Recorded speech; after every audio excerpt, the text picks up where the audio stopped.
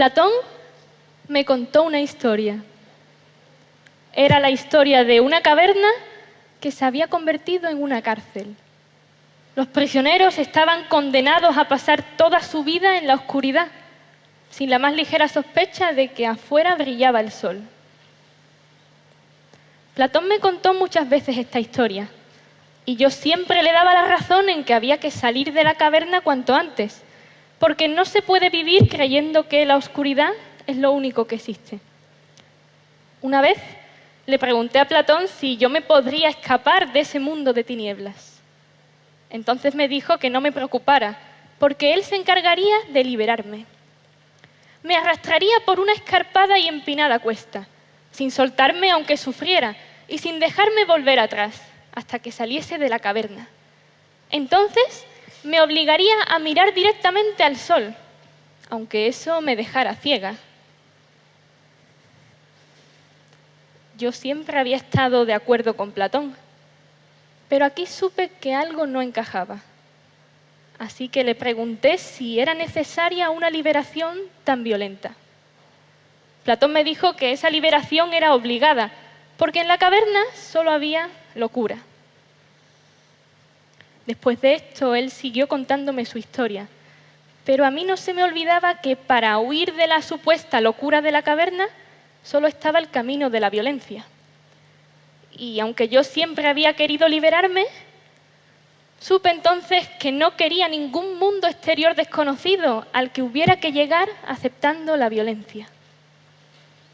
Quizá solamente si me quedaba dentro de la caverna podría rechazar la violencia y rechazar sobre todo nuestra forma más sutil de violencia contemporánea, la prisa.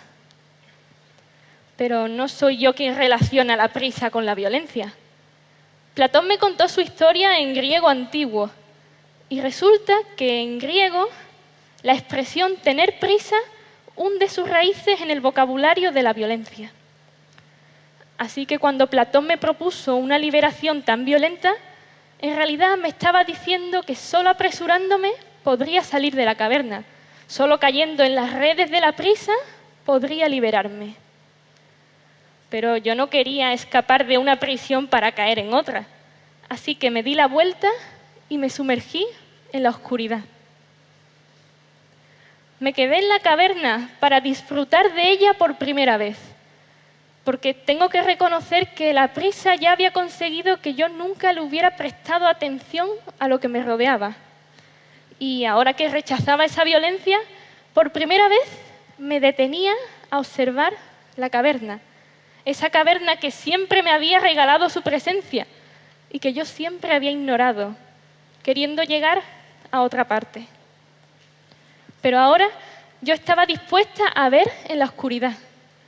Por eso, donde yo creía que no había nada, primero apareció el resplandor de un fuego y le siguieron una multitud de sombras en las paredes de la caverna. Pero esas sombras no estaban calladas. Tampoco hablaban porque no llegaban a decir palabras. Querían comunicarse conmigo, pero se quedaban en una música indefinida que no conseguía darle forma a ningún pensamiento para convertirlo en palabras. A pesar de todo, creo que las entendí, porque sentí que tenía que ayudarlas. Me acerqué lentamente al fuego de la caverna. Entonces, gracias a su luz parpadeante, descubrí que allí había algo más que sombras. En un rincón descubrí durmiendo, quizá esperando o esperándome, una montaña de libros. La luz del fuego los hacía palpitar como seres vivos y ellos también parecían querer hablarme. Pero a diferencia de las sombras, los libros ya habían encontrado las palabras y yo sabía que esas mismas palabras eran las que estaban buscando las sombras. Solo necesitaban que alguien rompiera por fin ese silencio, alguien que, haciendo hablar a los libros dormidos, les diera a las sombras esas palabras que tanto necesitaban para ser algo más que sombras. Así que me acerqué con mucho cuidado a los libros. Cogí uno, lo abrí y empecé a leerlo en voz alta. Todo todo mi alrededor pareció despertar. El fuego ardía con más fuerza y las sombras empezaron a bailar a su alrededor, siguiendo el ritmo de mi historia y transformándose. Las sombras se transformaban en la historia que yo leía y por eso se convirtieron en el sombrerero loco, en la liebre de marzo y en el conejo que llegaba tarde. Gracias a las palabras que yo iba leyendo, las sombras asistieron a una fiesta del té parada en las 6 de la tarde y también pintaron de rojo unas rosas que habían nacido blancas. Incluso le pidieron consejo a un gato que les dijo que siempre llegarían a alguna parte si caminaban lo suficiente. Cuando terminé el libro, la caverna se había transformado en la madriguera del País de las Maravillas. Pero junto al fuego había muchos otros libros. Y las sombras de Platón, que ahora eran los personajes de Lewis Carroll, tenían derecho a muchas otras vidas más. Así que cogí otro libro y lo empecé a leer en voz alta. Las sombras volvieron a cambiar de forma. Esta vez, a lomos de Rocinante, llegaron a una cueva cubierta de zarzas y malezas. No se asustaron cuando de allí salió volando una enorme bandada de cuervos y murciélagos, porque sabían que en aquella cueva había un palacio maravilloso. Era el palacio del caballero Montesinos, quien esperaba a nuestro valeroso Don Quijote de la Mancha para que diera noticia al mundo de lo que encerraba y cubría aquella profunda cueva. Con solo 2 libros, las sombras de la caverna de Platón han vuelto a nacer, han vivido otras vidas. Y con esos 2 libros yo he aprendido que la caverna no tiene por qué ser una prisión, que aquí dentro puede estar el palacio de Don Quijote y todo el País de las Maravillas. Ahora me alegro mucho de no haberme dejado arrastrar por la prisa hacia la salida de la caverna, porque entonces habría seguido creyendo que aquí dentro no hay nada más que oscuridad. Pero me he quedado en la caverna, y quien se queda en la caverna tiene la tarea de reinventarla, de ofrecerles nuevas palabras a las sombras para que se transformen en muchas historias diferentes. A mí, cada libro que leo junto al fuego me hace tomar un camino diferente en la interpretación de esta caverna. Y es que en la palabra diferente ya está hablando el latín, difero, y nos dice que las diferencias nacen en caminos distintos que llevan a distintas direcciones. Yo imagino estos caminos como los surcos de un huerto. Y es que con cada libro voy sembrando una historia diferente en el suelo de la caverna, porque el latín difero también guarda esas semillas que se dispersan en muchas direcciones. Así que yo sigo leyendo junto a ese fuego que no necesita leña para arder, sino palabras. Y mientras leo, voy esparciendo y sembrando todas esas historias que me llevarán a comprender la caverna de muchas formas diferentes. Así va creciendo mi huerto de historias en esta madriguera, cueva o caverna, que antes era una prisión. Antes, cuando las sombras creían que solo eran sombras. Pero ahora, entre todas las diferencias de la caverna, ha nacido el interés. La palabra interés se ha convertido en el árbol más frondoso de todo el huerto, con unas manzanas rojísimas. Me acerco a coger una y en cuanto la muerdo, siento el sabor que viene desde las raíces del árbol. Las raíces se comunican conmigo a través del fruto y me dicen que el interés viene del latín interesse. El árbol del interés ha crecido tanto porque sus raíces latinas saben que el interés nace donde hay diferencias.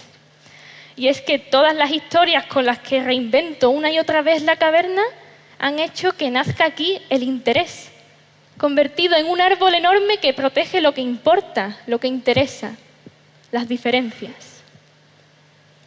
Así que el manzano del interés es el guardián de la diversidad de mi huerto. Pero todavía sigue habiendo muchos peligros. Y es que hay palabras que quieren crecer como malas hierbas.